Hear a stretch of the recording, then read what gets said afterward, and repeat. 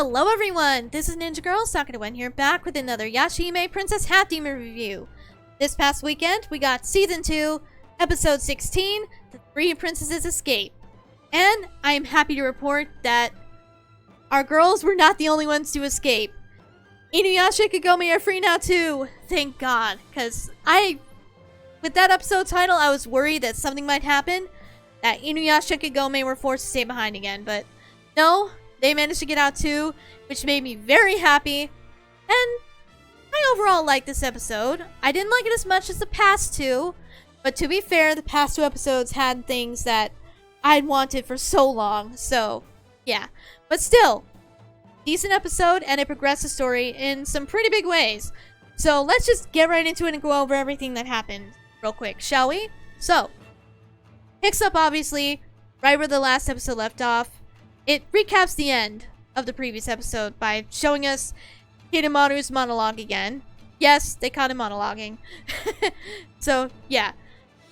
We hear again about how Osamu Kirin is in the future, our present, and how he wants to destroy the meteor, be acknowledged as the strongest, and take over the world, basically. And, of course, take out all of the Dog Demon clan so that there's no one left to stand in his way.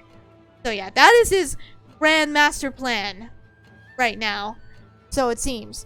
So yeah. And of course, Sesshomaru is still in very rough shape. Rin and Jaken are there, but yeah, Sesshomaru is just, he's in really rough shape. And he doesn't have long. So yeah. After that little recap though, Inuyasha starts heading off and tells everyone to follow him. And when they ask where he's going, he says he's going to his father's stomach, which is where he very first got Tetsaiga, way back when. So yeah, it's been a long time, but we are finally going back there. So yeah. And Inuyasha's plan is to have Towa call Tenseiga to her so that they can use it to open the gateway back to the real world, the regular world. So yeah, that's Inuyasha's idea and plan. So yeah. And when they get there, he puts Tetsaiga back in the altar he got it from. And Towa kind of stands there not really knowing what to do. But then Inuyasha nudges her and gives her a big smile. He's actually being a very good uncle here. He's being encouraging to her and just says, just call Tenseiga, it will come to you. Just give it a try, it'll work. So yeah. And that was cool, just seeing Inuyasha be an awesome uncle already. So yeah. And with his encouragement, Towa does go ahead and start calling out to it. She starts sticking in her head, Tenseiga, Tenseiga, Tenseiga. And Sesshomaru, still on the battlefield with Hidemaru, does feel this start to happen. He must know it's Towa calling it. But yeah, he feels Tenseiga resonating with her, takes it from its sheath, and Hidemaru laughs at it because he knows Tenseiga is a sort of healing, not a sort of destruction. Tetsaiga is the sword of destruction. So he knows Tenseiga can't do anything against him. So yeah. But Tenseiga then lifts in the air and unleashes this huge burst of demonic energy, which Hidemaru can tell is from Toga. And it literally is enough to send him flying. He literally gets Pokemon style blasted away again. Which in a way is silly. But it is what it is. And the blast was powerful, I'll give it that. But yeah, so Hidemaru is now gone from the battlefield. Which, that makes Sesshomaru completely let his guard down and finally collapse. He can't stand up anymore. So yeah. And Rin and Jaken, they are panicking. Rin especially doesn't know what to do, but then Jaken suggests taking him to the Tree of Ages. So that's what they decide to do. So, yeah. And back in Toga's grave, the Tetsaiga does appear to Towa, and it goes into the altar next to Tetsaiga. So, yeah. And she, of course, goes to try and grab it, but she can't. It's a sword in the stone situation, basically, to where, yeah, she can't do it. But everyone still tries to cheer her on, and she gets the idea to go ahead and channel her demonic energy into it, like she did when she saved Setsuna, and try and just pull it out that way. Infuse her energy into it. Or maybe it was Inuyasha who told her. But anyway, she starts putting her demonic energy into the sword to try to pull it out so that they can get it and escape. And even Kagome notices she's using so much power that her hair is turning black.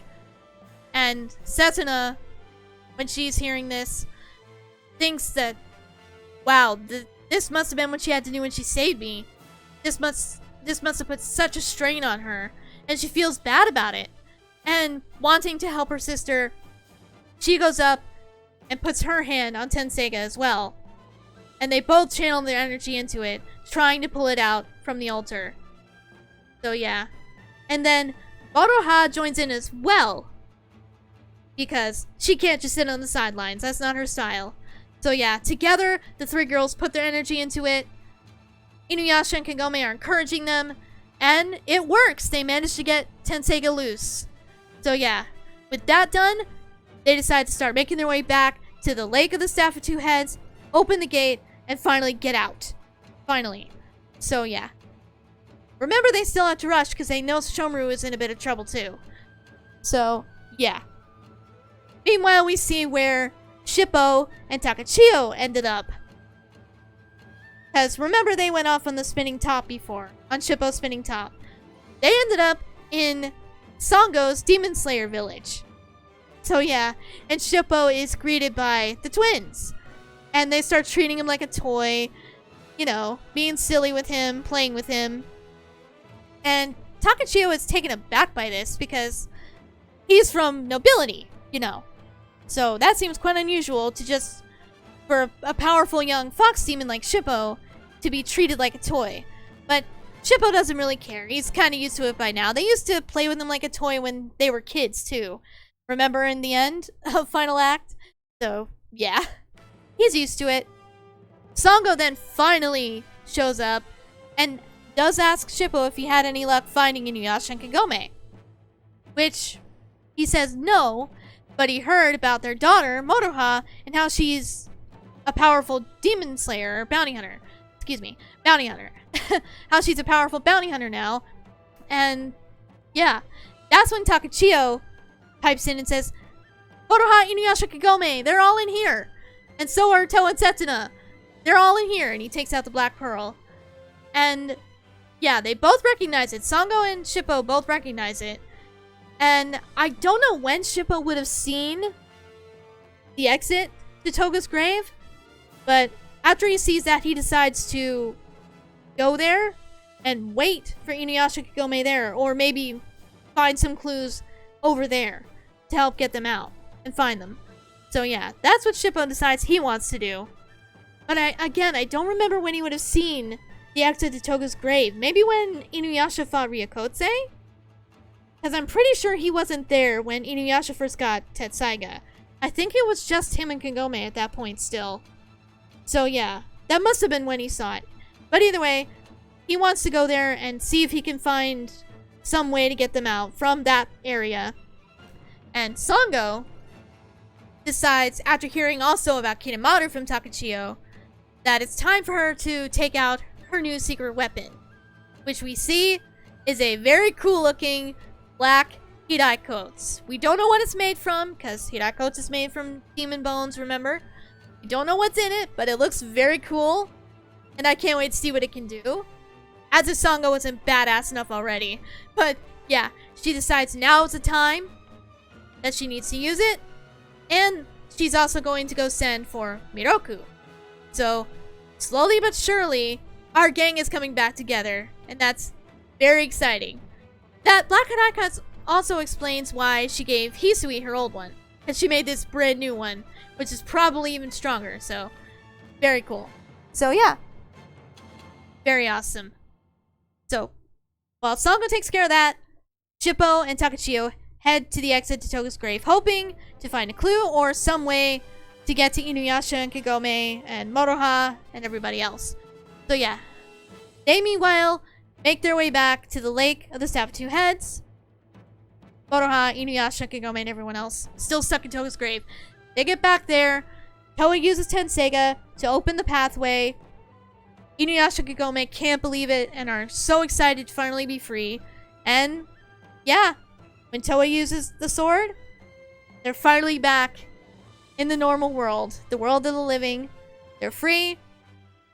And just in time for Shippo and Takachio to arrive, right as they exit. Which, by the way, I thought it was cute how Inuyasha lent Kagome his hand. It was just very sweet and very them. And I love them so much. It was cute. So, yeah. And Shippo comes running to Kagome. She gives him a hug.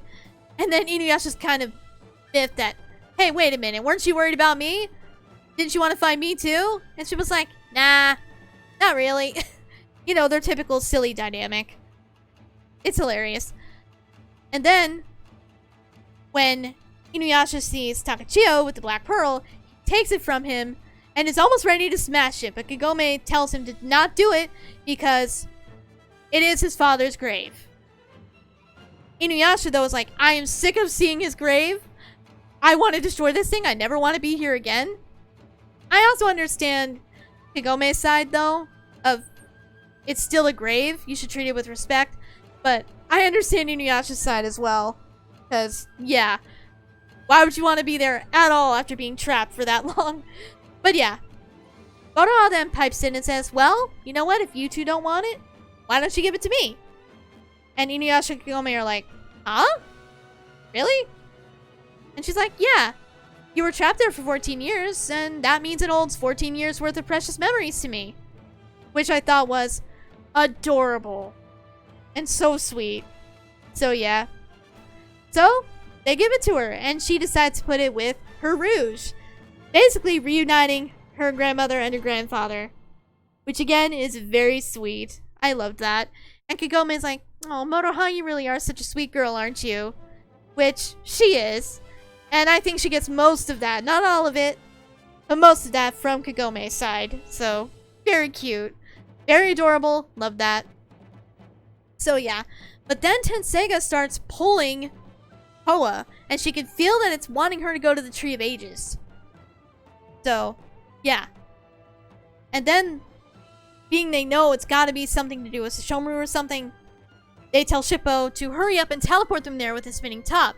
But Shippo's like, I've never tried to take that many people before. I don't know if I can do it. And then the whole group starts glaring down at him. And he decides to at least try and do it. So yeah, they all get on, and it does actually work. He manages to get them there. And Towa and Setsuna immediately start heading to the Tree of Ages. Moroha stays behind with her parents. And when Kagome asks, Moroha, don't you want to go with them?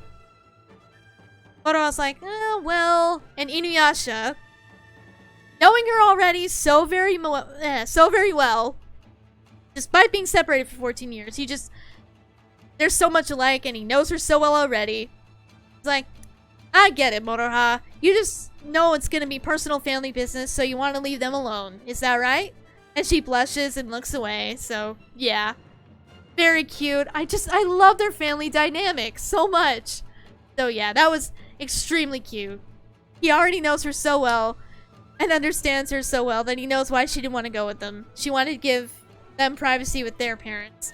So, yeah. Plus, they can use privacy of their own, you know. They still need to reconnect a little bit more. Even though I'd say for the short amount of time they've been back together, they've done a pretty good job. But, yeah. So, yeah. Towa and Setsuna, they go into the Tree of Ages. Rin sees them and is so, so happy and elated to see them both. And Setsuna asks how's the curse? Is it gone? And is she okay? She asks Rin. And Rin is like, yeah, I'm okay. They then look at the Sesshomaru and see what bad shape he's in. And, yeah. They ask Towa to please use her new sword, which I keep forgetting the name of it. Zenzaken? Is that it? I'm so bad at remembering that name, I'm sorry. But yeah, they ask her to take out her new sword and absorb the energy Kidamaru had basically cursed Sesshomaru with when he absorbed that huge fireball protecting the girls. So yeah, and she takes it out, starts to absorb the energy, but Sesshomaru even says, Towa, stop. If you do this, you're going to die. You can't handle it. The sword can, but she can't. So yeah, but she vows to not stop. she wants to save him. So, she keeps going, and it seems to kind of work. But then, in horror, we see Towa collapse, and Rin is devastated. And it seems like Towa is dead. And that's where the episode ends, so... Oh man. That's not good. I don't think Towa's dead. I don't know how she's gonna be revived or what's gonna happen, but I don't think she's dead. They're not gonna do that, I don't think.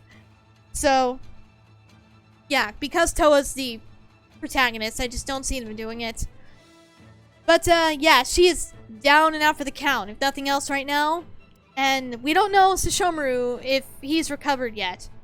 We don't know if what she did worked or what. We're gonna have to find that out in the next episode. But, yeah, I think that will do it for this review, though. It was a pretty good episode. I did enjoy it. I definitely loved Inuyasha, Kagome, and Moroha. I enjoyed Inuyasha being a pretty good uncle to Towa, trying his best to encourage her. You know, it was very cool, very sweet, and I liked it. But, yeah, I won't ramble on any further. I hope you guys enjoyed this review. If you did, leave a like, share it around if you want. If you want to follow me on Twitter or support the channel on Patreon, both links will be in the description below. I can't talk today, apparently. And, yeah, I guess we will see what happens to Towa in the next episode, which is titled Akaru's Pinwheel. So, yeah, we're gonna see what happens with that next time. Until then, see you guys later.